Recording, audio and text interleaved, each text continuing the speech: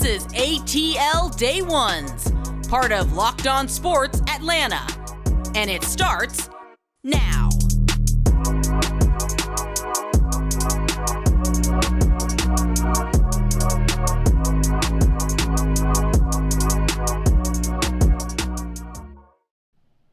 Welcome into ATL Day Ones with Jarvis and Tenitra. It is a hump day, Wednesday. We hope you all are enjoying your day so far. And we're going to make it better for you because guess what, T? We got some good stuff cooking up in the kitchen today right here on ATL Day Ones, part of Locked On Sports Atlanta. We want to say thank you for making ATL Day Ones your first listen of the day. And remember, we are free and available wherever you download your podcast. And when you download that bad boy, go ahead and leave a 5-star review. And I'm just going to ask nicely today. And then just leave it at that. All right, now, what we got cooking for today?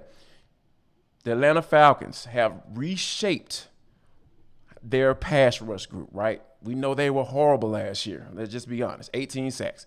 We're going to talk about them potentially being better than that, maybe even doubling that bad boy.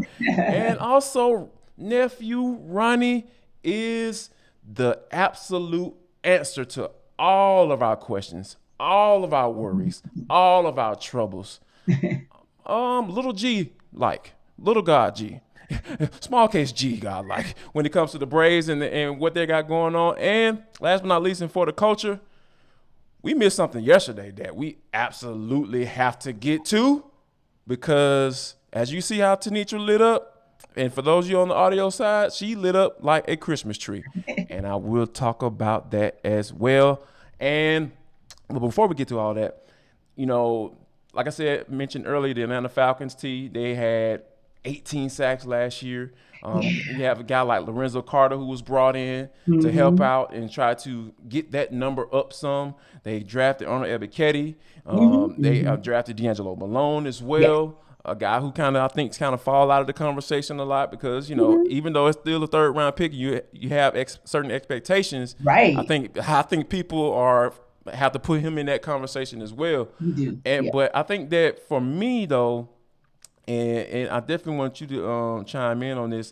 I think that the main thought though is how do they get to more than that, if not even double that? Because 36 sacks still isn't that much, but it's a lot better than what you did last year.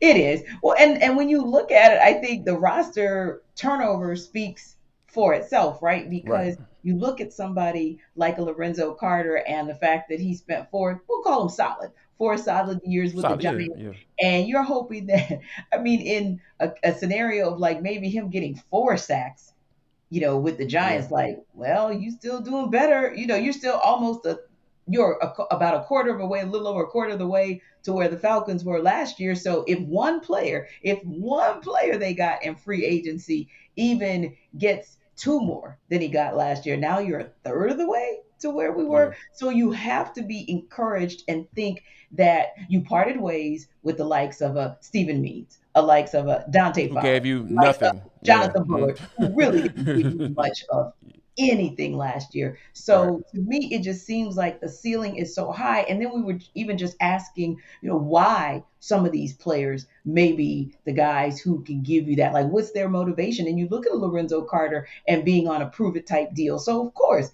he wants to prove that he can do this. And sometimes being back home, and I say home, you know, having played at UGA and just kind of being in familiar territory. Norcross High School as well. Help, exactly. And then you got and we know it didn't quite work out on the field like we hoped it would for Mike Davis, but at least from the perspective of his perspective and what Lorenzo said, there's excitement about being back in his native land, right? And then I think also Arnold Ebiketie really takes seriously and is embracing the role of, I know you all basically traded up to get me, and I'm going to show you why that was very much worthwhile. So I'm talking about it from an individual motivation perspective, right? And like you said, DeAngelo Malone, he's just what you called him, which is not a lot of conversation and commentary about him. You don't think he's paying attention to that? You don't think that he has something that he wants to prove as well? With, you know, given this opportunity, because again,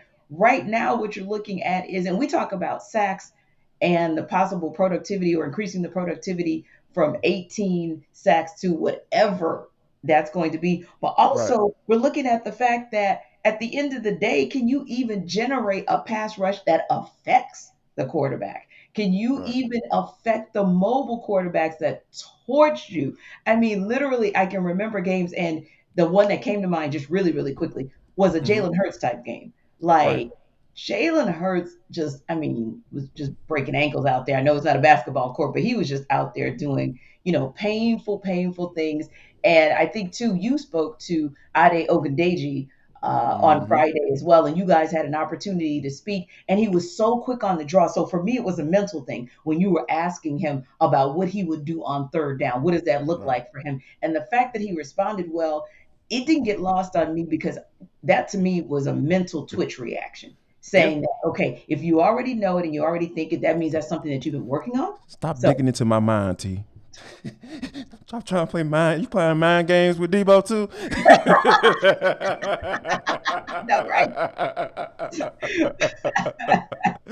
But I think like that was the guy that I was gonna bring up, Adi Ogundeji. Like he's a guy that I mean I know it's OTAs and everything, Right. but here's the thing: if he's in there right now, that means they trust him enough to be in that space, which There you is go. that starting outside linebacker space right Yes. now. Yes. He's in there. So, and he got one sack last year, and I Hmm. think that he knows what the expectations are as Yeah. well. And I Yeah. think this is going to be a family thing, right? It's going to be a collection of Collection. guys. I'm Yes. not looking to Yes. one person to get 8, 9, 10 sacks. Yeah. It'll be great. It'd That'll be be great. perfect. Right.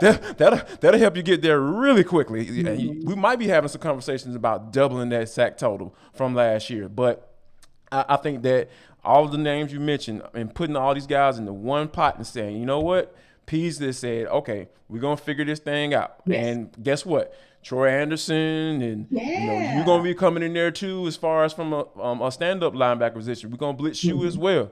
We're gonna figure this bad boy out because we know Pease like to blitz from every level. AJ Terrell Hmm. might get some opportunities to blitz. Oh, So no question. if there's because you're a little bit better in the secondary than you were last year coming into the season. So that might free you up to send a little bit more pressure because we know what that looks like last year, and that's not, and that we know exactly what Pease was thinking when he wasn't blitzing as much as people felt he should. So I Yes. think that's something that we can definitely keep an eye on, Hmm. and Hmm. I'm very interested to see how this thing plays out. It's starting in July when they put the pads on because we Yeah. already know that's what I'm looking forward to for sure. For All sure. right, now the Golden State Warriors, the Hmm. Boston Celtics.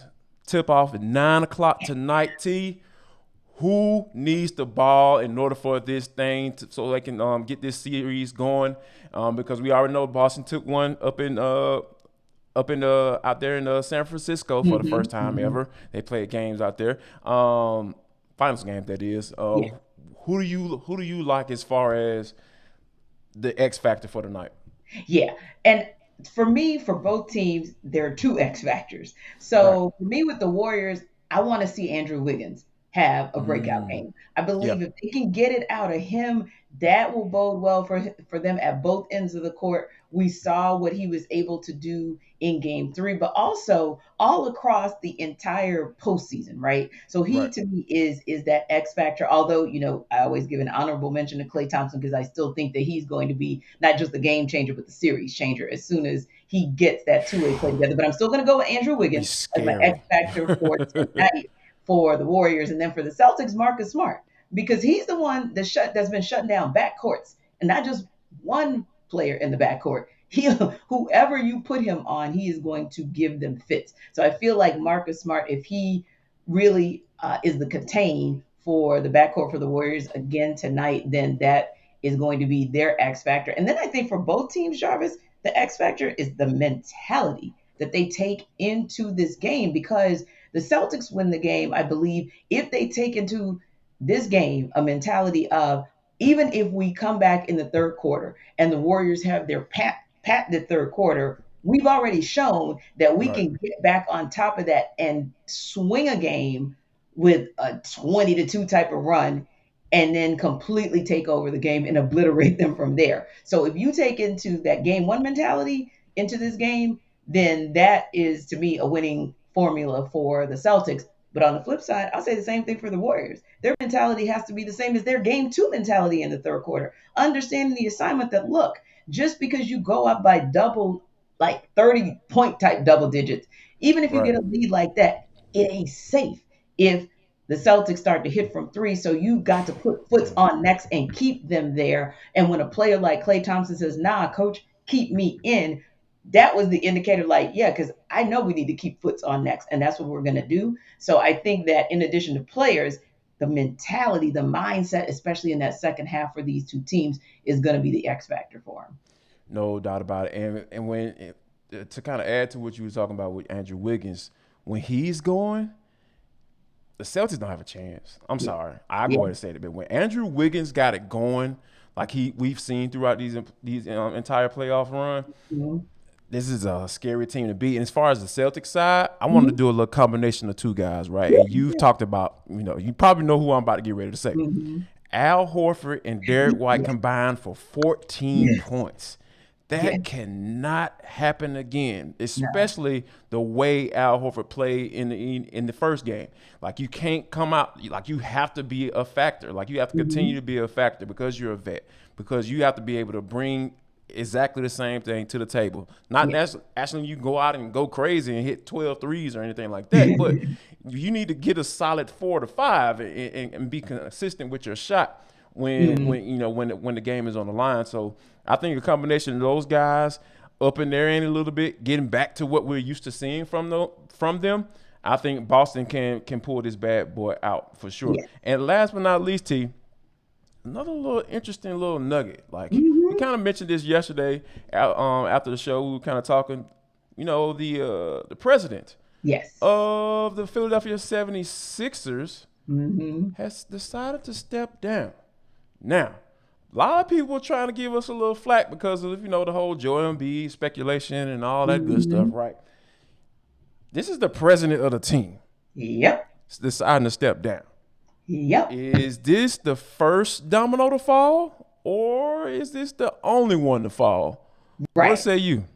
I say it's the first. I truly believe that it is the first domino. And we've been saying for a while now that as you get closer to the off season and you start to see dominoes fall like this, whether it's with their team or whether it's with any other team really in the league, Jarvis, that's when you start to say, I wonder if there's a possibility or an opportunity for any of those guys to come this way, come down south. Because to me, it just shows that there's some unrest. There's some unrest there because a president has decided, yeah, I'm not going to do this anymore. Just like a Quinn Snyder, 8 seasons, and just like that, as far as we know. Of course, it's And probably everybody know that's the first domino to fall. there you go. There you go. Exactly. But when Yep. you start seeing dominoes like that, then all of a sudden the possibilities of a Joel Embiid parting ways and being open season for the Hawks, that's very, very real. Or worst case scenario, if you don't get some of your A-listers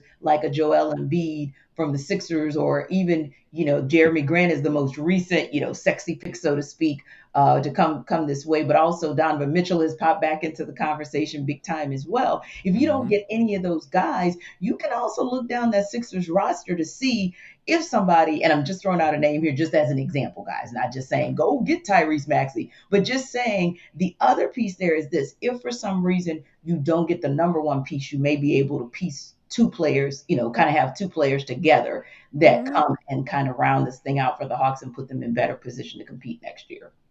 No doubt about it. I think all we're saying is, Travis, work the phones. This is a very important offseason for you. Just public service announcement. That's all. It's ATL Day Ones with Jarvis and Tenitra, who want you to stick around because coming up next, we think that Ronald Acuna should borrow an older superstar basketball player nickname. We'll tell you exactly what that is right here on ATL Day Ones with Jarvis and T. Stick around. It's Locked On Sports Atlanta.